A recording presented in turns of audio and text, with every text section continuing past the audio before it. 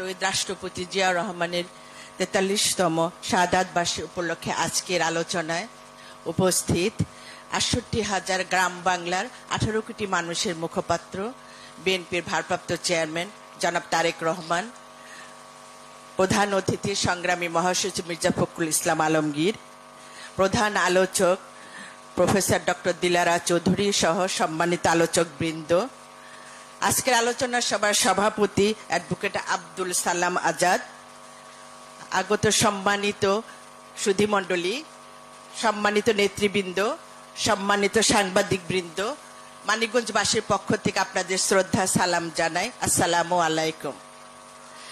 আসলে আমার আগে এত বিজ্ঞ লোক, প্রফেসর সবাই অনেক সুন্দর বক্তব্য দিয়েছে, জ্ঞানগর্ভ বক্তব্য দিয়েছে। আমি আসলে ভয় পাচ্ছি আমার আলোচনাটা আপনাদের কতটুকু ভালো লাগবে আমি ঠিক বুঝতে পারছি না। তারপর আজকে আমি নিজেকে গর্বিত মনে করছি, কারণ মানিকগঞ্জকে আপনারা বেছে নিয়েছেন, এখানে অনুষ্ঠান করার সুযোগ করে দিয়েছেন, তাই আমি আপনাদের সকলের প্রতি কৃতজ্ঞ, বিশেষ করে চেয়ারম্যান মহোদয়ের কাছে কৃতজ্ঞতা প্রকাশ করছি। ধন্যবাদ। সম্মানিত উপস্থিতি, শহীদ প্রেসিডেন্ট জিয়াউর রহমান স্বাধীনতা ও স্বনির্ভরতা অর্জনের অনন্য এক নাম। দেশ বিনির্মাণে ওনার অবদান অসামান্য। রাষ্ট্রপ্রধান হিসাবে জিয়াউর রহমান দায়িত্ব গ্রহণের মাধ্যমে কেবল শাসক পরিবর্তন করেন নাই, বরং বাংলাদেশের রাষ্ট্র কেমন হবে, তার আদর্শনিক ভিত্তি কেমন হবে, এর একটি সুনির্দিষ্ট রূপরেখা উনি তৈরি করে দিয়েছিলেন। কৃষি ও খাদ্য বিপ্লব, শিল্প বিপ্লব, শিক্ষা বিপ্লব, স্বাস্থ্য সেবা ও জনসংখ্যা নিয়ন্ত্রণ, এই 4টি শান্তিপূর্ণ বিপ্লবের কর্মসূচি 18 নভেম্বর 1979 সালে শহীদ রাষ্ট্রপতি জিয়াউর রহমান জাতির উদ্দেশ্যে ঘোষণা করেন। বাংলাদেশি জাতীয়তাবাদের দার্শনিক ভিত্তির উপর গঠিত এই বিএনপি, যা পর্যায়ক্রমে ধর্ম, বর্ণ, গোত্র বিশেষে দেশপ্রেমিক মানুষের হৃদয় স্থান করে নিয়েছে। শহীদ রাষ্ট্রপতি জিয়াউর রহমানের সেই স্বাধীনতার ঘোষণা দিয়ে জন্ম হয় বাংলাদেশের। স্বাধীনতা শব্দটি স্বাধীন হয়ে ওঠে, গণতন্ত্র শব্দটি হয়ে ওঠে প্রাসঙ্গিক। তৎকালীন আওয়ামী শাসক গোষ্ঠী বাংলাদেশের স্বাধীনতা, গণতন্ত্রকে কলঙ্কিত করে দুর্বল রাষ্ট্রে পরিণত করেছিল। দুর্নীতি, লুটপাট, ব্যাংক ডাকাতি, রাহাজানি, খুন করে দেশকে দুর্ভিক্ষের দিকে ঠেলে দিয়েছিল। হেনরি কিসিঞ্জার একটি ইন্টারভিউ 1972 সালে নিউ ইয়র্ক টাইমসে প্রকাশ করে, সেখানে বাংলাদেশকে একটি তলাবিহীন ঝুড়ি হিসেবে আখ্যায়িত করা হয়। শিরোনাম ছিল ওয়ান ম্যানস বাস্কেট কেস। সেই থেকে রক্তের বিনিময় অর্জিত এই বাংলাদেশের মানুষ বেদনাদায়ক, অপমানজনক হয়েছে, কারণ বিশ্ববাসী তখন জানতো বাংলাদেশ একটি তলাবিহীন ঝুড়ি। আমি শাসক গোষ্ঠী তাদের একদলীয় শাসন ব্যবস্থা প্রতিষ্ঠা করার জন্য 1975 সালে 25 ফেব্রুয়ারি 15 মিনিটের মধ্যে সংবিধানের চতুর্থ সংশোধনী পাশ করার মাধ্যমে বাকশাল বা একদলীয় শাসন প্রতিষ্ঠা করেন। বাকশাল প্রতিষ্ঠার মাধ্যমে গণতান্ত্রিক ব্যবস্থার কবর দেওয়া হয়। বাকশাল গঠনের আপনাদের সবার জানা আছে, বাকশাল গঠনের প্রশ্নে তাজউদ্দিন আহমেদের কিন্তু একটা কথা ছিল যে বাকশাল সহমরণের পার্টি, আমি এই পার্টির মধ্যে থাকব না। বাকশাল একদলীয় বাকশাল প্রতিষ্ঠিত হলে সে কিছুতে সেটা উচিত হবে না। এই কথাগুলি তাজউদ্দিনের কন্যা শারমিন আহমেদের লেখা নেতা ও পিতার বইতে লেখা আছে। ইতিহাস সাক্ষী, বিএনপি কখনো মন গড়া কথা বলে নাই, বলবে না। আর তারা নিজেরাই নিজেদের কথা কিন্তু বলেছে যে বাকশাল কোনোদিন টিকতে পারে না। আজকে এই অবস্থায় যখন বাংলাদেশে সেই বাকশালই কিন্তু আবার এসে প্রতিষ্ঠিত হয়েছে, পুনঃপ্রতিষ্ঠিত হয়েছে। সেই বাকশাল আমাদের গণতন্ত্রকে কেড়ে নিয়েছে, সেই বাকশাল আবার আমাদের ভোটের অধিকার কেড়ে নিয়েছে, মানুষের কথা বলার জায়গা নেই। ঠিক এই যখন অবস্থা চলতেছে 1975 সালেও যখন একটা পট পরিবর্তন আসে, এরকম খারাপ একটা অবস্থার মধ্যে দেশ যখন জনগণ যখন দিশেহারা হয়ে যায়, তখন শহীদ রাষ্ট্রপতি জিয়া রহমানের আবির্ভাব হয় পথপ্রদর্শক হিসেবে। তিনি তখন বহুদলীয় গণতন্ত্রের প্রতিষ্ঠা করেন এবং বহুদলীয় গণতন্ত্র প্রতিষ্ঠার মাধ্যমে মানুষের ভোটের অধিকার ফিরিয়ে দেন, মানুষকে তার গণ অধিকার ফিরিয়ে দেন, মানুষকে তার গণতান্ত্রিক অধিকার ফিরিয়ে দেন। এই আওয়ামী সরকার বাকশাল ঘোষণা করে তাদের নিষিদ্ধ ঘোষণা করেছিল। সেই নিষিদ্ধ আওয়ামী লীগকে আবার রাজনীতিতে আসার জন্য তাদের ভোটের তারা যেন ভালো কাজ করতে পারে, সেজন্য শহীদ রাষ্ট্রপতি জিয়া রহমান তাদের সুযোগ করে দিয়েছিল। সে এই কথাতে আমরা বুঝতে পারি, আমরা বিশ্ববাসী বুঝতে পারি যে প্রেসিডেন্ট জিয়া রহমান কত উদার মনের ছিলেন, কত অহিংস ছিলেন, একটা মানবিক ব্যক্তিত্ব ছিলেন। তিনি জাতিকে স্বপ্ন দেখিয়েছিলেন, তিনি তলাবিহীন ঝুড়িকে সমৃদ্ধ করেছিলেন, তিনি তলাবিহীন ঝুড়ি থেকে দেশকে সমৃদ্ধ করে স্বনির্ভর পথে তুলে দিয়েছিলেন। বাংলাদেশ আবারও পথভ্রষ্ট, বাংলাদেশের জনগণ আবার দিশেহারা, কিন্তু আমাদের দৃঢ় বিশ্বাস জনাব তারেক রহমানের নেতৃত্বে শহীদ প্রেসিডেন্ট জিয়া রহমানের সে সোনার বাংলা আবার ফিরে আসবে। বাংলাদেশের জনগণ তাদের আসল ঠিকানা খুঁজে পাবে ইনশাল্লাহ। আওয়ামী লীগ শুধু বাকশাল করে তার গণতন্ত্র হরণ করে নাই। সে এখানে অনেক বক্তব্য সবাই জানি আমরা যে মাত্র 4টি পত্রিকা রাখার পরে তারা সমস্ত পত্রিকা বন্ধ করে দেয়। কেন বন্ধ করে দেয়? শুধু ওই 4টা পত্রিকা যেন তাদের কথা মতন চলে, তারা তাদের মতন মত প্রকাশ করে, শাসক গোষ্ঠীর মত প্রকাশ করে, আওয়ামী লীগের বিরুদ্ধে জনগণের পক্ষে তারা যেন কোনো কথা না বলে। এটাই তাদের মূল লক্ষ্য ছিল। ইতিহাস উজ্জ্বল, আওয়ামী লীগ জনগণের মতামত, ব্যক্তি স্বাধীনতা, বাক স্বাধীনতা বিশ্বাসী নয়। আওয়ামী লীগ জনমত ভয় পায়, বিএনপি বিপরীত। বিএনপি জনমত বিশ্বাসী। বিএনপির প্রধান শক্তি দেশ ও দেশের মানুষ। বিএনপি ক্ষমতায় আসে জনসমর্থন নিয়ে, দেশের মানুষের ভালোবাসা নিয়ে, আর আওয়ামী লীগ আসে পিছনের দরজা দিয়ে ভোট ডাকাতি করে। শহীদ প্রেসিডেন্ট জিয়া রহমান যে চতুর্থ রাষ্ট্রের যে চতুর্থ স্তম্ভ, সে সংবাদপত্রের স্বাধীনতাও দিয়েছেন, এখানে সেই কথাও হয়েছে। সাংবাদিকদের মত প্রকাশের পথ উন্মুক্ত করে দিয়েছে। সেই সাংবাদিকদের মত প্রকাশ উন্মুক্ত করতে, প্রাতিষ্ঠানিক করতে পিআইবি, প্রেস কাউন্সিল, গণমাধ্যম ইনস্টিটিউট, চলচ্চিত্র প্রকাশনা দপ্তর, বাংলাদেশ ফিল্ম আর্কাইভ সব অনেক প্রতিষ্ঠান গড়ে তোলেন। পেশাদার সাংবাদিকদের প্রাণের সংগঠন জাতীয় প্রেস ক্লাবের সাংগঠনিক কাজ আরো বেশি পেশাদার নির্ভর করতে 1977 সালে 22শে ডিসেম্বর জাতীয় প্রেস ক্লাবের জায়গা বরাদ্দ দেওয়া হয়।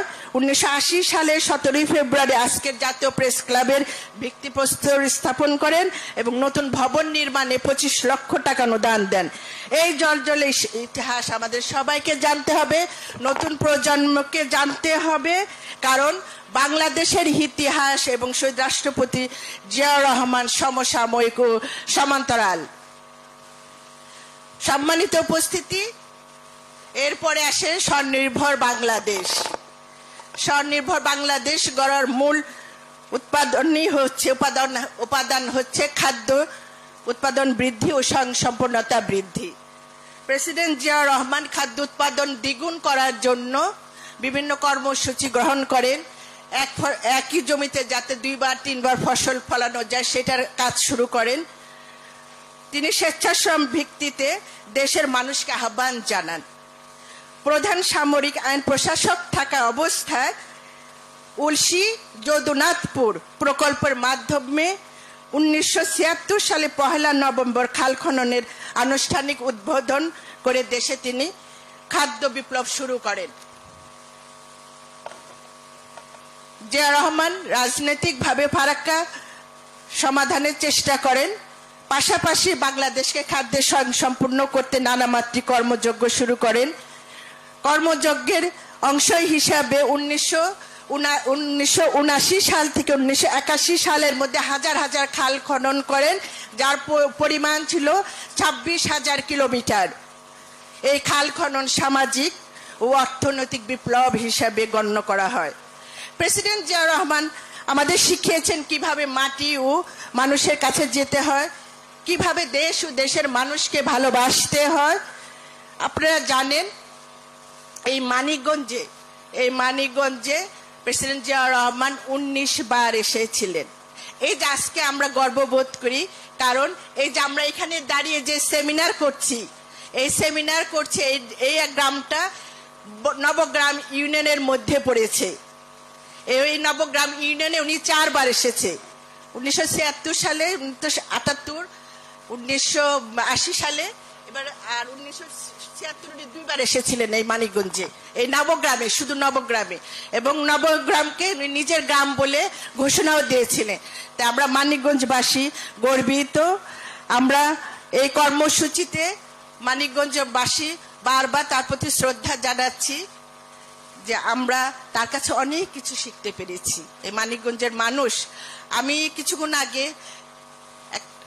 কথা বলছিলাম যে আমি যখন জিয়াউর রহমানের বইগুলি পড়ি, এই বিশেষ করে এই সম্মেলনের জন্য, সমাবেশের কারণে কিছু বই পড়তে হয়েছে, তখন আমার মনে হয়েছিল আমি যদি আরো আগে জন্মাতাম, আমার উচিত ছিল আর আগে জন্মানো, তাহলে আমি হয়তো ওনাকে দেখতে পারতাম। একটা মানুষ এত কাজ করতে পারে, আমার তো মনে হয় উনি ঘুমানি নাই বোধ হয়, উনি কখন যে ঘুমিয়েছে আমার সত্যি অবাক লাগে। এরকম একটা মানুষ, এই ক্ষণজন্মা পুরুষ আমরা কি আর কখনো পাবো? নিশ্চয়ই আমরা পাবো। আমরা আপনার চোখের দিকে তাকিয়ে আছি, আপনার অপেক্ষায় আছি। ইনশাল্লাহ আপনি আবার এই বাংলাদেশকে, সেই জিয়াউর রহমানের বাংলাদেশ তৈরি করতে পারবেন। আর আজকের এই দিনে আমি সংগ্রামী সাবেক মহাসচিব খন্দকার দেলোয়ার হোসেন, সাবেক মন্ত্রী শামসুল ইসলাম খান নয়া মিয়া, আমার বাবা হারুনা রশিদ খান মুন্নু, যাদের দান অবদানে, যাদের হাত ধরে মানিকগঞ্জ বিএনপি সংগঠিত হয়েছে, মানিকগঞ্জের মানুষ ঐক্যবদ্ধ হয়েছে, সেই সব সংগ্রামীদের কৃতজ্ঞতা শ্রদ্ধায় স্মরণ করি, তাদের রুহের মাগফিরাত কামনা করি। আমি জিয়া দর্শনকে রাষ্ট্র দর্শন মনে করি। আমরা মানিকগঞ্জবাসী তার দেখানো পথ হেঁটে আবার বাংলাদেশ গড়তে চাই।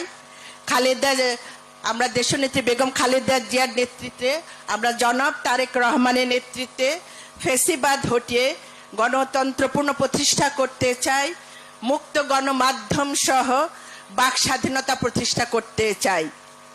আলোচনার এই পর্যায়ে আমি মাননীয় চেয়ারম্যান মহোদয়কে দৃষ্টি আকর্ষণ করতে চাচ্ছি, এটা আমার মানিকগঞ্জবাসীর পক্ষ থেকে আমি একটা আবেদন করছি আপনাকে। আমরা শহীদ প্রেসিডেন্ট জিয়াউর রহমানের জীবন ও কর্ম নিয়ে একটা রিসার্চ সেল করতে চাচ্ছি, যা দেশব্যাপী, বছরব্যাপী নানা মাতৃ কর্মকাণ্ডের মধ্যে নতুন প্রজন্মের কাছে জিয়া দর্শন পৌঁছাতে চাই। তাকে নিয়ে একাডেমিক আলোচনা করতে চাই, জাতি গঠনে জিয়া দর্শন চর্চা করতে চাই। মূল কথা হলো জিয়া দর্শন মানুষের কাছে পৌঁছে দিতে আপনার কাছে একটি গাইডলাইন, অনুমতি প্রত্যাশা করি। কারণ কিছুক্ষণ আগে এখানে প্রফেসর মহোদয় ছিলেন, তারা বক্তব্যে বলেছেন যে আমাদের বইয়ের পাতাগুলি এখন ভুল ইতিহাসে ভরা, নতুন প্রজন্মরা কিছুই জানছে না, তারা ভুল ধারণা নিয়ে আছে। এই কারণে বিশেষ করে আজকে আমরা এখানে যারা, আমি মনে করি বিশেষ করে তরুণ প্রজন্ম, বিশেষ করে ছাত্র দলের যারা আছে, ওদের জন্য এই কর্মশালাটা খুবই দরকার। আমি চাই কর্মশালাটি জেলা থেকে ইউনিয়ন থেকে ওয়ার্ড পর্যায়ে যেন আমরা নিতে পারি, তাহলে আমরা আরো শক্তিশালী, আরো সংঘবদ্ধ হয়ে আন্দোলন, সামাজিক আন্দোলন যেটা গড়ে তুলতে হবে, সেটার জন্য আমরা কাজ করতে পারবো ইনশাল্লাহ। সম্মানিত উপস্থিতি, এতক্ষণ আমি যা বলেছি ইতিহাসের পাতা থেকে বলেছি, ইতিহাসের পাঠক হয়ে আমি কথা বলেছি। আমি এখন আমার স্মৃতির পাতা থেকে গল্প নয়, কিছু সত্যি কথা আমি বলতে চাই, যেটা আমার বাবার কাছে শোনা। আর আমার বাবার সে শোনা কথাগুলি, আমার বাবার এই আত্মজীবনী এক বই, আমার জীবন উপাখ্যান, এখানে কিছু কথা আছে জিয়া রহমান সম্বন্ধে। আপনি যদি অনুমতি দেন আমি একটু কিছু বলতে চাই সেই কথাটুকু। প্লিজ, নিশ্চয়ই নিশ্চয়ই।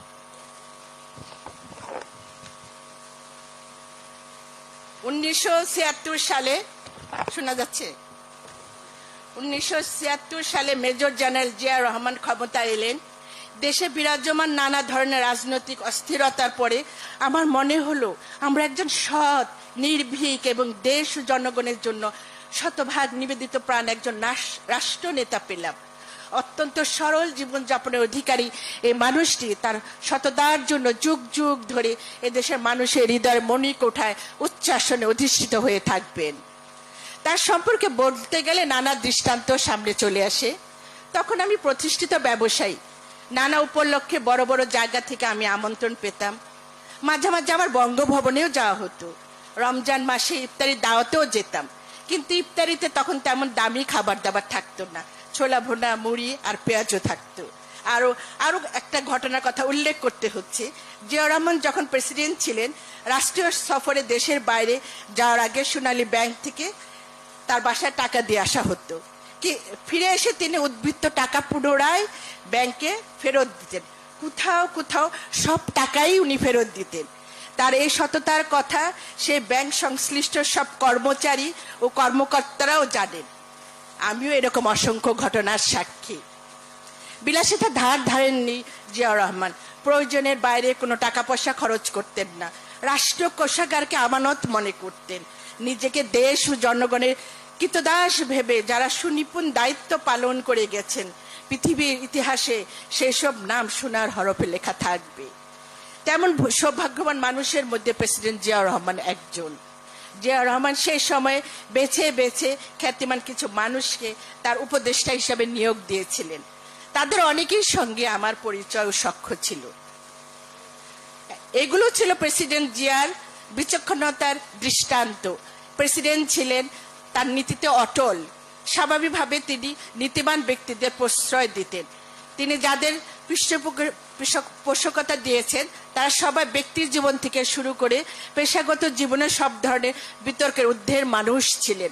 এই ধরনের মেধাবী ও সৎ মানুষজন প্রেসিডেন্ট জিয়া রহমান উপদেষ্টা হিসাবে নিয়োগ দিয়েছিলেন।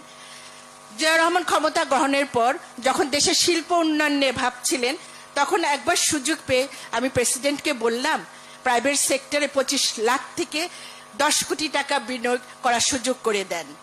তাতে দেশের অর্থনৈতিক সমৃদ্ধি আরো বিস্তৃত হবে। সেই সময় শিল্পমন্ত্রী ছিলেন জামাল উদ্দিন। তিনি ছিলেন চার্টার্ড অ্যাকাউন্টেন্ট।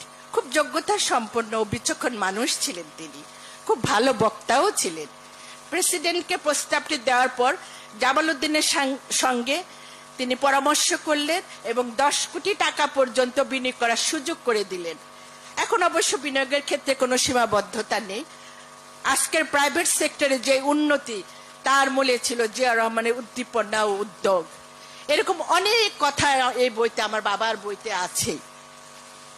এই সত্য কথা, এই সুন্দর কথাগুলি শুনতে শুনতে আমার সে কৈশোর বলেন, যৌবন বলেন, আমি এই জিয়া দর্শন, জিয়া আদর্শ অনুধাবন করতে শিখি। জিয়া পরিবার তথা এই বিএনপির সাথে এক অলিখিত ভালোবাসার চুক্তি হয়ে গেছে আমার। সেই থেকে আমি এই বিএনপির কর্মী এবং সারা জীবন এই বিএনপির কর্মী হয়ে আপনাদের পাশে থাকতে চাই। ধন্যবাদ সকলকে। অনেক ধৈর্য ধরে আপনারা আমার কথা শুনেছেন। সবাই ভালো থাকুন, সুস্থ থাকুন। আবার যেন এইভাবে আপনাদের নিয়ে আবার এরকম, আমি চাই এখানে মাননীয় মহাসচিব আছেন, আমাদের চেয়ারম্যান মহোদয় আছেন, এরকম সমাবেশ যেন হয়। আমি মনে করি আমার মানিকগঞ্জবাসী ধন্য হয়ে যাবে। ধন্যবাদ সকলকে।